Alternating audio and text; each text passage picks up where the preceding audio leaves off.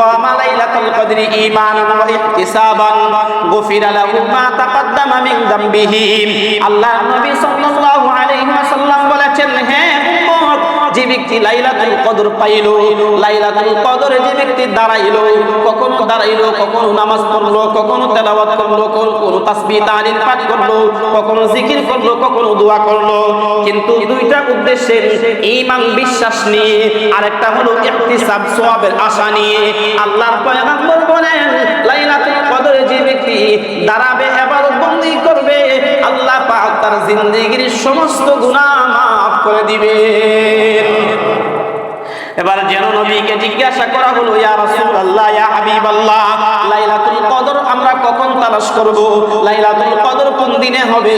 আল্লাহ নবী বলেন, গোটা রমজানুল মুবারকে ইবাদত বندگی করলে লাইলাতুল কদর পেয়ে যাবে। আল্লাহ নবীকে যেন বলা হলো, ইয়া রাসূলুল্লাহ, ইয়া হাবিবাল্লাহ, গোটা রমজান তো করবো না ইবাদত বندگی, গোটা রমজানের সারা রাত ইবাদত বندگی, এটা তো সম্ভব হবে না। ওগো নবীজি, আপনি নির্দিষ্ট করে বলেন। আল্লাহ নবী বললেন, উতলুহা, তোমরা লাইলাতুল কদরটাকে ফিল আশরিল আওয়াখির মিনার রমাদান, লাইলাতুল কদরকে শেষের 10 দিনে তালাশ করো। এবার নবীকে প্রশ্ন করা হলো, ইয়া রাসূলুল্লাহ, ইয়া হাবিবাল্লাহ, শেষের 10 দিন, এই পুরা 10 দিন 10টা রাত জাগ্রত থাকা একটু কঠিন আমাদের জন্য। ওগো নবী, আরো সহজ করে বলুন। আল্লাহ নবী বলেন, এই রাত্রটাকে তোমরা বেজুর সংখ্যায় তালাশ করো। বেজুর সংখ্যা বলতে 21 তারিখে, 23 তারিখে, 25 তারিখে, 27 তারিখে, 29 তারিখে, এই 5 দিনে তোমরা লাইলাতুল কদর তালাশ করো। লাইলাতুল কদর তালাশ করলাম, ইবাদত বندگی করলাম, কিন্তু এখন প্রথম কথা হলো, এই 5 রাত্রির কোন রাত্রিতে হবে এটাও অনির্দিষ্ট, এটা সুনির্দিষ্ট না। কেন অনির্দিষ্ট রাখা হয়েছে? মুফাসসিরিনে কেরাম লিখেছেন, যদি নির্দিষ্ট করেই বলা হতো 25 তারিখে অথবা 27 তারিখে লাইলাতুল কদর, আর এই লাইলাতুল কদরের ইবাদতের গুরুত্ব যেমন বেশি, যদি কেউ এই লাইলাতুল কদর জেনে শুনেও পাপে লিপ্ত হয়, তার পাপের গুরুত্ব বেশি হবে। ইন্না আনজালনাহু ফি লাইলাতিল কদর ওয়া মা আদরাকা মা লাইলাতুল কদর লাইলাতুল কদরি খায়রুম মিন আলফি শাহর তানাজ্জালুল মালাইকাতু ওয়ার রূহু ফিহা বিইذনি রাব্বিহিম মিন কুল্লি আমরিন সালাম হিয়া হাত্তা মাতলা'িল ফাজর। বারাকাল্লাহু লানা ওয়া লাকুম ফিল কুরআনিল আযীম। সাল্লাল্লাহু আলাইহি ওয়াসাল্লাম। মহিয়ান গরিয়ান রব্বুল ইজ্জত রব্বুল আলামিনের কাছে অসংখ্য অগণিত শুকর সুজুদ, যে মহান রব্বুল আলামিন আমাদেরকে আল্লাহর ঘর মসজিদে সর্ব উত্তম, সর্ব উৎকৃষ্ট জায়গায় সর্বাগ্রে আসার বসার তৌফিক দান করেছেন। এই জন্য কালিমাতুশ শুকর সুজুদ আদায়ের লক্ষ্যে অন্তরস্থল থেকে শ্রদ্ধাজনিত কণ্ঠে ইমানি আওয়াজে পাঠ করছি আলহামদুলিল্লাহ। কোরআনুল কারীমে আপনাদের পরিচিত একটি সূরা, সূরাতুল লাইলাতুল কদর তিলাওয়াত করা হয়েছে। হাদিসে পাক থেকে একখানা হাদিসও পাঠ করা হয়েছে।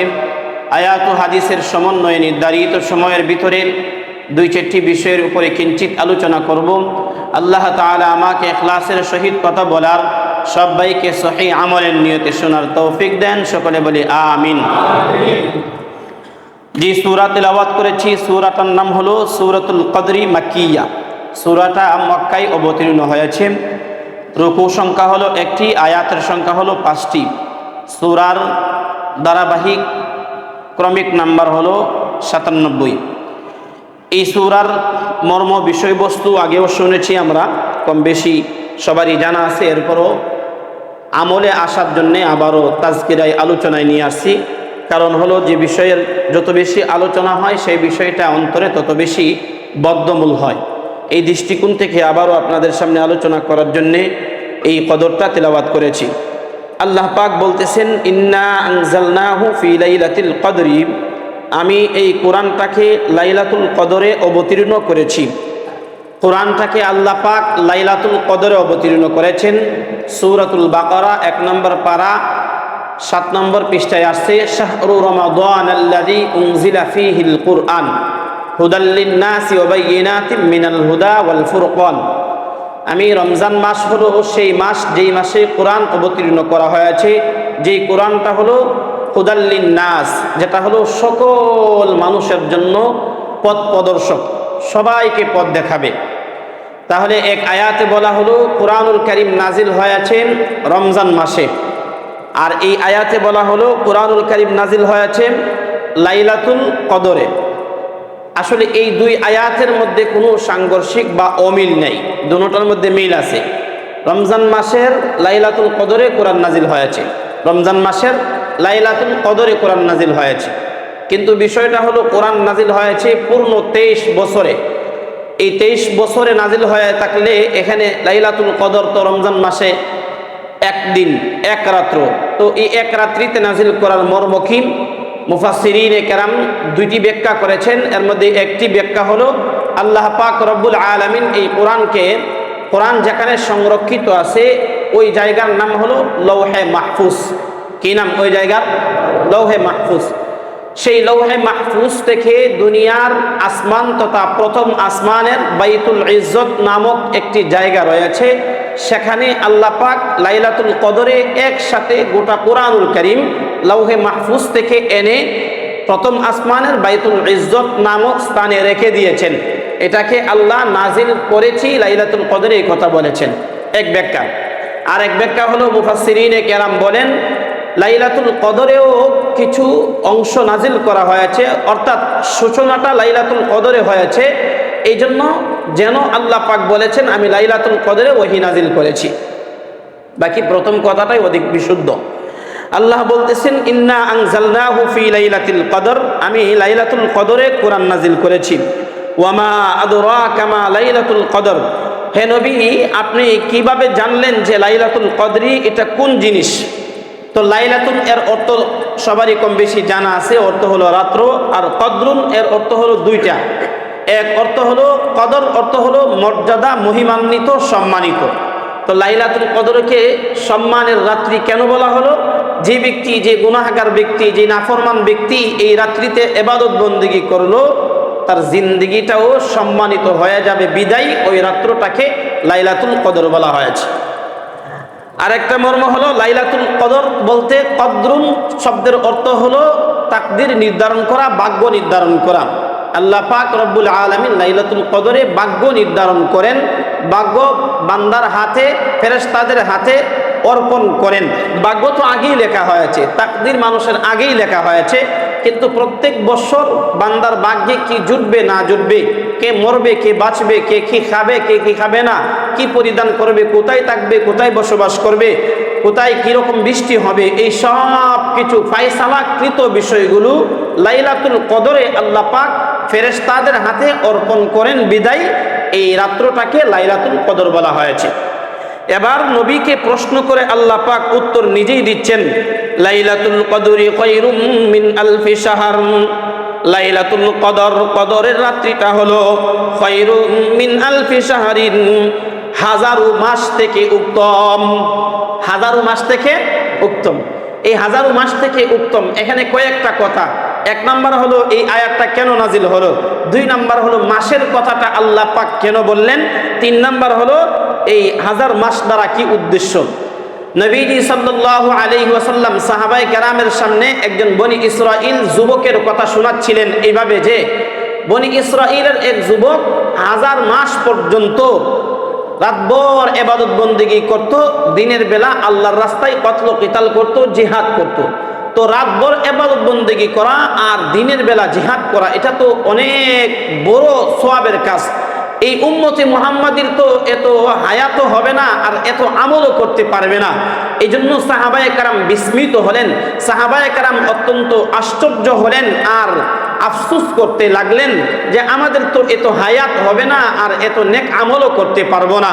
তখন আল্লাহ পাক আয়াত নাজিল করলেন, লাইলাতুল কদরি খায়রুম মিন আলফি শাহর, ইয়া রাসূলুল্লাহ, ইয়া হাবিবাল্লাহ, আপনার উম্মতের জন্য আমি এমন একটা রাত্র দিলাম যেটাকে লাইলাতুল কদর বলা হয়।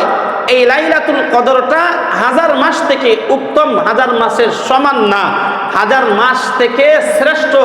বনি ইসরাঈলের যুবক হাজারো মাস পর্যন্ত রাত্রিবেলা ইবাদত বন্দেগী করেছে, দিনের বেলা জিহাদ করেছে।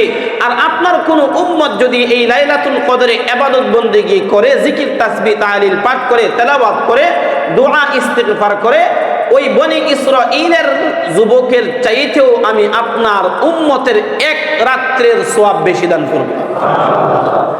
তানাজ্জালুল মালাইকাতু ওয়ার রূহু ফিহা বিইذনি রাব্বিহিম মিন কুল্লি আমরিন সালাম। ফেরেশতা অবতীর্ণ হয়, রূহ দ্বারা উদ্দেশ্য হলো জিবরাইল আলাইহিস সালাম, জিবরাইল আমিন অবতীর্ণ হয়, জিবরাইল আলাইহিস সালাম এবং ফেরেশতা অবতীর্ণ হয় বিইذনি রাব্বিহিম, তাদের প্রতিপালকের অনুমতি ক্রমে, মিন কুল্লি আমরিন সালাম, প্রত্যেকটা বিষয়ের বেলায় তারা কল্যাণের দোয়া করতে থাকেন, শান্তির দোয়া করতে থাকেন। এই দোয়াটা কতটুকু পর্যন্ত? আল্লাহ পাক বলেন হিয়া হাত্তা মাতলাইল ফাজর, ফেরেশতারা শান্তির দোয়া করে, জিবরাইল আলাইহিস সালাম শান্তির দোয়া করে, ফজর উদিত হওয়া পর্যন্ত শান্তির দোয়া করতে থাকেন। এবার লাইলাতুল কদরি খায়রুম মিন আলফি শাহর, লাইলাতুল কদর এটা হাজার মাস থেকে উত্তম। প্রথম নম্বর কথা হলো হাজার মাস কেন বললেন আল্লাহ পাক, বছর কেন বললেন না? হাজার মাসে 83 বছর 4 মাস হয়ে থাকেন, 1000 মাসে 83 বছর 4 মাস হয়ে থাকেন। আল্লাহ বছরের কথা কেন বললেন না, মাসের কথা কেন বললেন?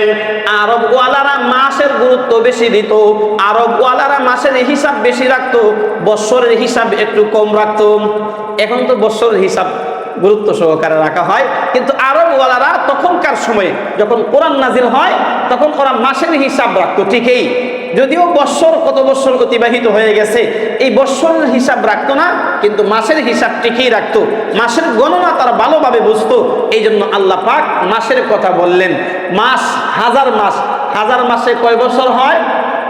83 বছর 4 মাস হয়। তো এক রাত্র পাইলাম, এক রাত্র ইবাদত বন্দেগী করলাম, মানে আমার গোটা 70 বছর আর 80 বছরের জিন্দেগি গুনাহ মাফ, গোটা 80 বছরের জিন্দেগি। এই জন্য আল্লাহ নবী বলেন মান কামা লাইলাতুল কদরি ঈমানান ওয়া ইহতিসাবান গুফিরা লাহু মা তাকদ্দামা মিন যামবিহি।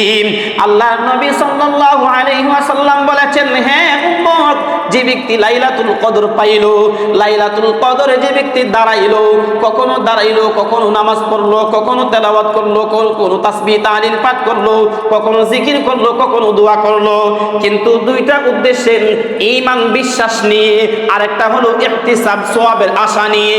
আল্লাহর পয়গম্বর বলেন লাইলাতুল কদরে যে ব্যক্তি দাঁড়াবে, ইবাদত বন্দেগী করবে, আল্লাহ পাক তার জিন্দেগীর সমস্ত গুনাহ মাফ করে দিবেন।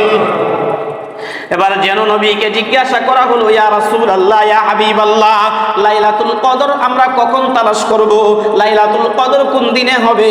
আল্লাহ নবী বলেন গোটা রমজানুল মুবারকে ইবাদত বন্দেগী করলে লাইলাতুল কদর পেয়ে যাবে। আল্লাহ নবীকে যেন বলা হলো, ইয়া রাসূলুল্লাহ, ইয়া হাবিবাল্লাহ, গোটা রমজান তো করব না ইবাদত বন্দেগী, গোটা রমজানের সারা রাত ইবাদত বন্দেগী এটা তো সম্ভব হবে না। ওগো নবীজি, আপনি নির্দিষ্ট করে বলেন। আল্লাহ নবী বললেন উতলুবুহা, তোমরা লাইলাতুল কদরটাকে ফিল আশরিল আওয়াখির মিনার রমাদান, লাইলাতুল কদরকে শেষের 10 দিনে তালাশ করো। এবার নবীকে প্রশ্ন করা হলো, ইয়া রাসূলুল্লাহ, ইয়া হাবিবাল্লাহ, শেষের 10 দিন, এই পুরা 10 দিন 10টা রাত জাগ্রত থাকা একটু কঠিন আমাদের জন্য, ওগো নবী আরো সহজ করে বলুন। আল্লাহর নবী বলেন এই রাত্রটাকে তোমরা বেজুর সংখ্যায় তালাশ করো। বেজুর সংখ্যা বলতে 21 তারিখে, 23 তারিখে, 25 তারিখে, 27 তারিখে, 29 তারিখে, এই 5 দিনে তোমরা লাইলাতুল কদর তালাশ করো। লাইলাতুল কদর তালাশ করলাম, ইবাদত বন্দেগী করলাম, কিন্তু এখন প্রথম কথা হলো এই 5 রাত্রির কোন রাত্রিতে হবে এটাও অনির্দিষ্ট, এটা সুনির্দিষ্ট না। কেন অনির্দিষ্ট রাখা হয়েছে? মুফাসসিরিনে কেরাম লিখেছেন যদি নির্দিষ্ট করেই বলা হতো 25 তারিখে অথবা 27 তারিখে লাইলাতুল কদর, আর এই লাইলাতুল কদরের ইবাদতের গুরুত্ব যেমন বেশি, যদি কেউ এই লাইলাতুল কদর জেনে শুনেও পাপে লিপ্ত হয় তার পাপের গুরুত্ব বেশি হবে। পাপের গুরুত্বও বেশি হয়, পাপও হবে অনেক বেশি। এই জন্য এটাকে গোপন রাখা হয়েছে। যতগুলি কারণ আছে, যতগুলি গোপন রাখার যতগুলি কারণের মধ্যে একটা কারণ এটা, এই 5 দিনের ভিতরে এটাকে গোপন রাখা হয়েছে। এবার হযরত আম্মা জান আয়েশা সিদ্দিকা রাদিয়াল্লাহু তাআলা আনহা আল্লাহর নবীকে জিজ্ঞাসা করলেন, ইয়া রাসূলুল্লাহ, ইয়া হাবিবাল্লাহ, হে নবী, যদি লাইলাতুল কদর পেয়ে যাই তাহলে কোন দোয়া করব, কি করব? আল্লাহর নবী বললেন, হে আয়েশা, যদি লাইলাতুল কদর পেয়ে যাও তাহলে তুমি আল্লাহ পাকের কাছে এই দোয়া করবে, আল্লাহুম্মা ইন্নাকা আফুউন তুহিব্বুল আফওয়া ফাআফু আন্নী, আল্লাহুম্মা ইন্নাকা আফুউন তুহিব্বুল আফওয়া ফাআফু আন্নী। হাজী সাহেবানরা যারা হজে গিয়েছেন দেখবেন সাফা মারওয়ায় সাই করার সময় একটা আরবি লেখা রয়েছে, আরবি লেখাটা হলো আল্লাহুম্মা ইন্নাকা আফুউন তুহিব্বুল আফওয়া ফাআফু আন্নী। হে আল্লাহ, নিশ্চয়ই আপনি হলেন ক্ষমাশীল, আপনি ক্ষমাকে পছন্দ করেন, সুতরাং আপনি আমাকে ক্ষমা করে দেন। আম্মা জান আয়েশাকে আল্লাহর নবী বলতেছেন, হে আয়েশা, যদি তুমি লাইলাতুল কদর পেয়ে যাও, লাইলাতুল কদরে বেশি বেশি করে দোয়াটা করবে, হে আল্লাহ, আপনি ক্ষমাশীল, আপনি ক্ষমাকে পছন্দ করেন, সুতরাং আপনি আমাকে ক্ষমা করে দেন। দোয়াটা কি?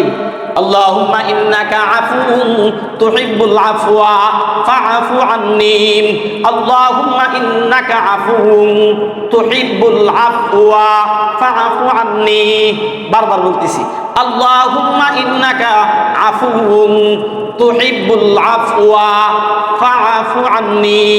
এবার সবাই আমার সাথে বলেন, আল্লাহুম্মা ইন্নাকা আফুউন তুহিব্বুল আফওয়া ফাআফু আন্নী, আল্লাহুম্মা ইন্নাকা আফুউন তুহিব্বুল আফওয়া ফাআফু আন্নী।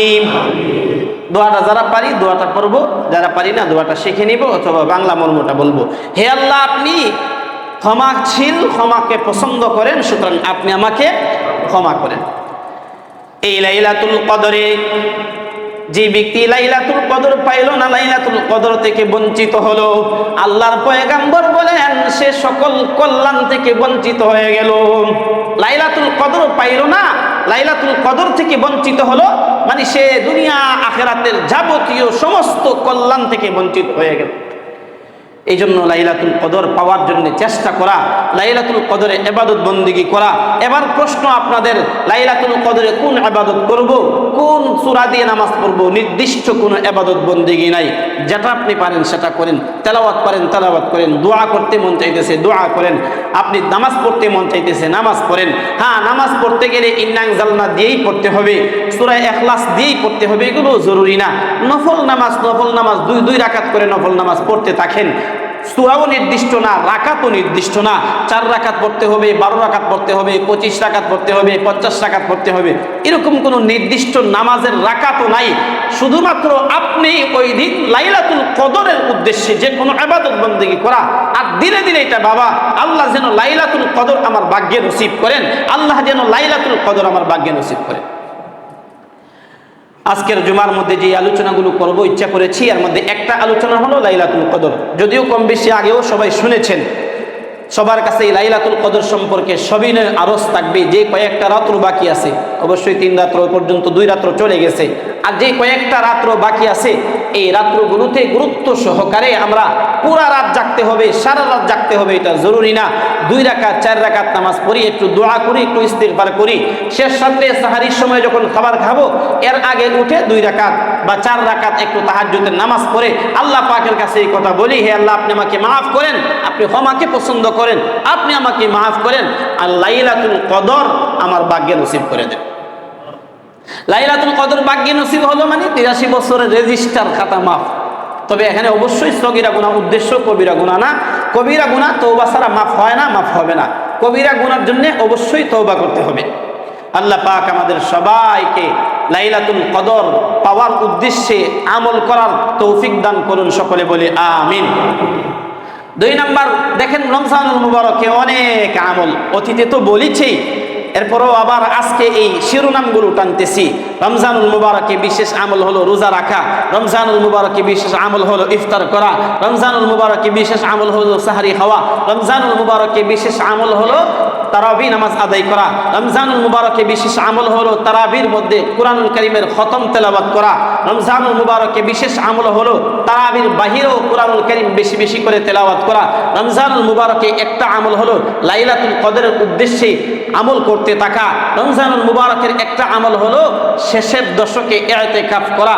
ইতিকাফ সম্পর্কে হাদিস আপনাদেরকে শুনিয়েছি, হাদিসে পাকে বর্ণিত হয়েছে রাসূলুল্লাহ সাল্লাল্লাহু আলাইহি ওয়াসাল্লাম বলেন, যে ব্যক্তি শেষের 10 দিন ইতিকাফ করলো তার আমল নামার মধ্যে 2টা হজ আর 2টা উমরার সওয়াব তার আমল নামার মধ্যে লেখা হলো। শেষের 10 দিন ইতিকাফ করা এটা সুন্নতে মুআক্কাদা কিফায়া, সুন্নতে মুআক্কাদা কিফায়া, সুন্নতে মুআক্কাদার স্তর। ফরজ, ওয়াজিব, এরপরের স্তরের নাম হলো সুন্নতে মুআক্কাদা। ফরজ যেটা লঙ্ঘন করলে কবিরা গুনাহ হয়, ওয়াজিব যেটা ছেড়ে দিলে কবিরা গুনাহ হয়, সুন্নতে মুআক্কাদা যেটা স্থায়ীভাবে ছেড়ে দিলে কবিরা গুনাহ হয়। তো এইগুলো আবার স্তর আছে, ব্যক্তি পর্যায়ে ফরজ, সামাজিকভাবে ফরজ, ব্যক্তি পর্যায়ে সুন্নত, সামাজিকভাবে সুন্নত। মসজিদের মহল্লায় একজন সবার পক্ষ থেকে একজন, সর্বনিম্ন একজন বসা, এটা হলো সুন্নতে মুআক্কাদা কিফায়া। এই সুন্নতে মুআক্কাদা কিফায়া যদি একজনও না বসে তাহলে এই সুন্নতটা ছেড়ে দেওয়ার জন্য সবাই গুনাহগার হবে। এই জন্য সবার উচিত ফিকির করা ইতিকাফে বসার জন্য। যারা ইতিকাফে বসেছেন তাদের জন্য দোয়া করা। আসলে কিন্তু এটা আমাদের সবার দায়িত্ব ছিল।